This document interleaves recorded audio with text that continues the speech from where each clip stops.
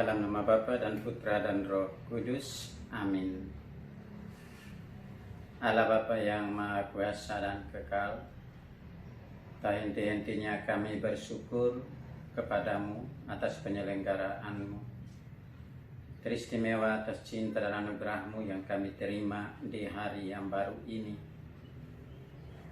Kurniakanlah cinta kasih-Mu, teristimewa roh kebijaksanaan-Mu ya Tuhan, agar kami sanggup menerima, bertumbuh dan berakar dalam sabda-Mu untuk olah kesalehan dan hidup rohani kami menuju kesempurnaan bersama-Mu. Terima kasih ya Tuhan, hari ini melalui sabda Putra-Mu kami diajak untuk memaknai setiap beban, kesulitan, yang kami alami dalam hidup kami dengan bersandar pada dirinya, Sang Sabda yang menjadi jalan dan suluh bagi kami, yang mengajak kami untuk senantiasa belajar daripadanya, karena ia lemah lembut, murah hati dan rendah hati. Kami mempersembahkan kepadamu saudara-saudari kami yang terinfeksi virus corona dan telah meninggal. Semoga mereka mengalami kebahagiaan kekal bersamamu. Dan bagi mereka yang terinfeksi serta sedang dirawat di mana saja mereka berada, semoga Engkau memulihkan mereka. Kami mempersembahkan kepadamu para dokter, petugas medis, serta pemerintah kami yang senantiasa berusaha agar proses penyebarluasan COVID-19 ini teratasi dan umat-Mu, putra-putri kesayangan-Mu, selamat daripadanya. Kami juga bersyukur bersama Bapak Ibu saudara-saudari yang berulang tahun pada hari ini. Syukur atas kegembiraan hidup ini Tuhan. Inilah pesta kehidupan kami. Semoga Engkau mencurahkan bagi mereka sukacita dan kegembiraan, serta kesehatan dan kesuksesan dalam setiap usaha dan karya mereka. Semoga nama-Mu senantiasa menjadi puji-pujian bagi kami sepanjang segala masa. Amin.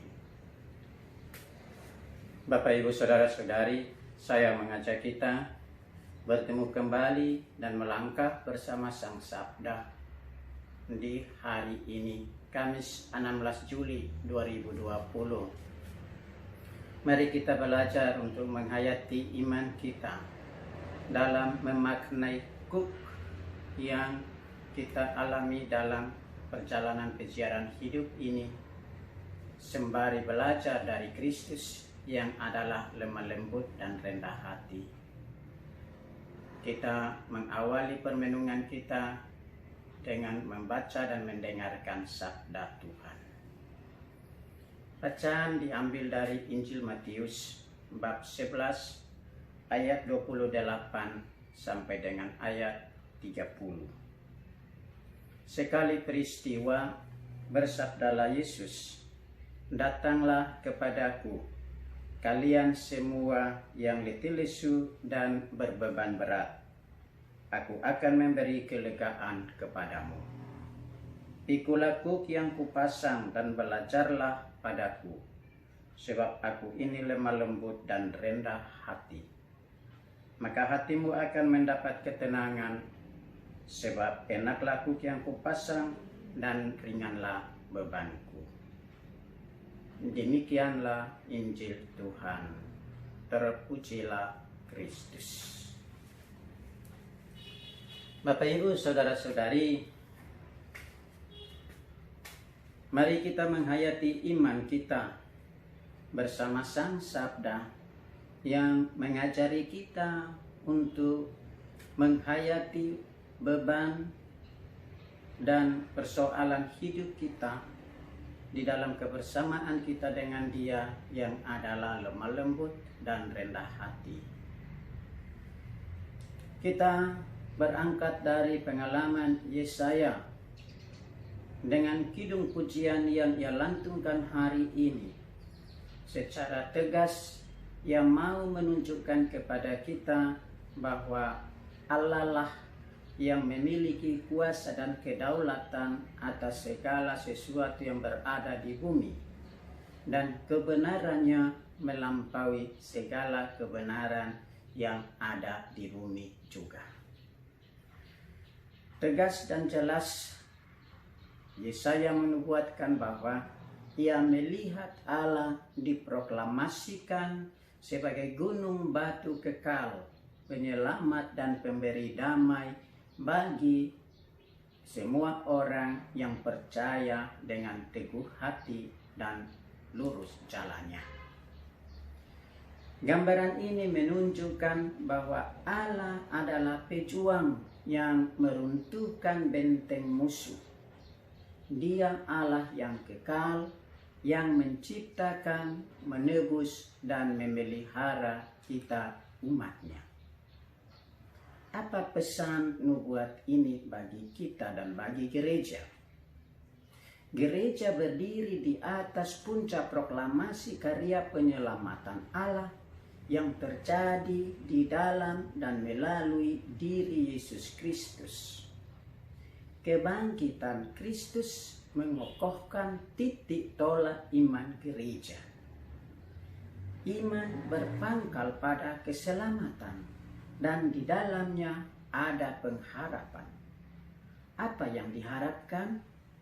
Yang mati dibangkitkan, yang runtuh dibangun, yang usang diperbaharui, dan yang hancur dipulihkan.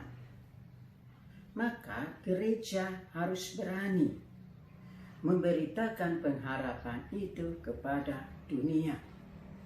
Kita diajak untuk tidak takut dan putus asa, sebab yang diberitakan bukanlah satu isapan jempol manusiawi, melainkan karya besar tentang kebenaran yang berlaku sepanjang abad. Karena itu, maka Yesus membekali kita hari ini melalui Injilnya. Kuk yang dipasang kepada kita enak. Bagaimana enaknya? Enak kalau itu dihayati, dimaknai di dalam kebersamaan kita dengan Dia yang adalah Sang Immanuel, Allah beserta kita, di dalam pengalamannya menanggung dan memanggul dosa-dosa kita melalui pengalaman penderitaannya di salib. Penyerahan diri pada Allah dan hukum-hukumnya dalam dunia keyahudian sering memang digambarkan dengan sebuah kuk, beban. Dalam konteks Matius, beratnya beban hukum dan aturan agama Yahudi harus dipikul, ditanggung oleh masyarakat biasa. Dan Yesus tidak menolak kuk sebagai gambaran dari penyerahan diri kepada Allah. Tetapi ia juga tidak menganjurkan manusia agar tidak memiliki atau membuang kehidupannya. Tidak. Yesus hanya mau mengganti kuk atau beban yang ada dengan kuk dan beban penderitaannya yang enak. Ini sekaligus mengajak kita agar kita mau terus-menerus belajar daripadanya bagaimana menghayati dan memaknai penderitaan, kesulitan, tantangan di dalam hidup kita. Yesus mengajak kita untuk memikul kuk bersama dengan Dia, berkolaborasi menjadi satu tim perjalanan.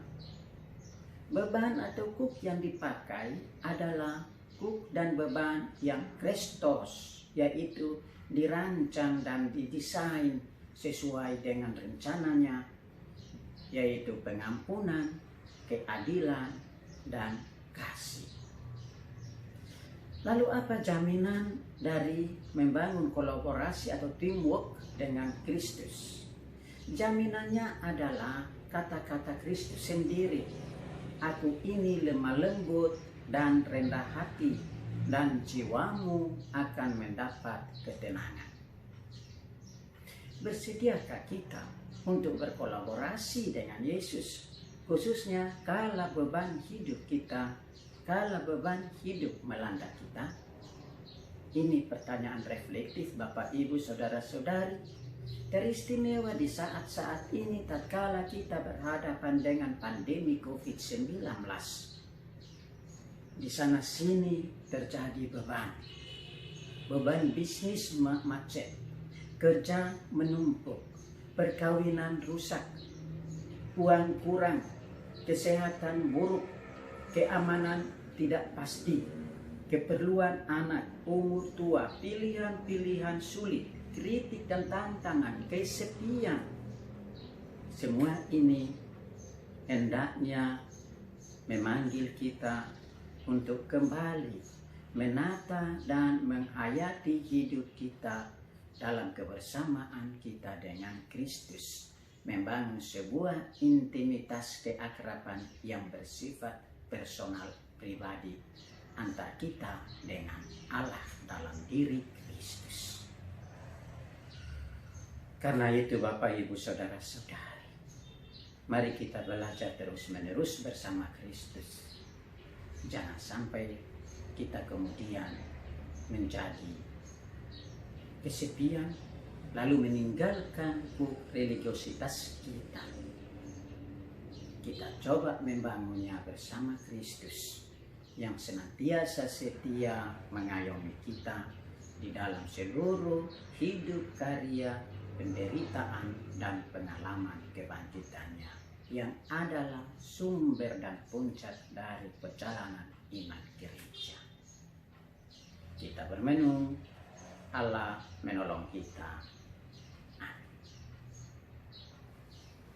Dalam nama Bapa dan Putra dan Roh Kudus. Amin.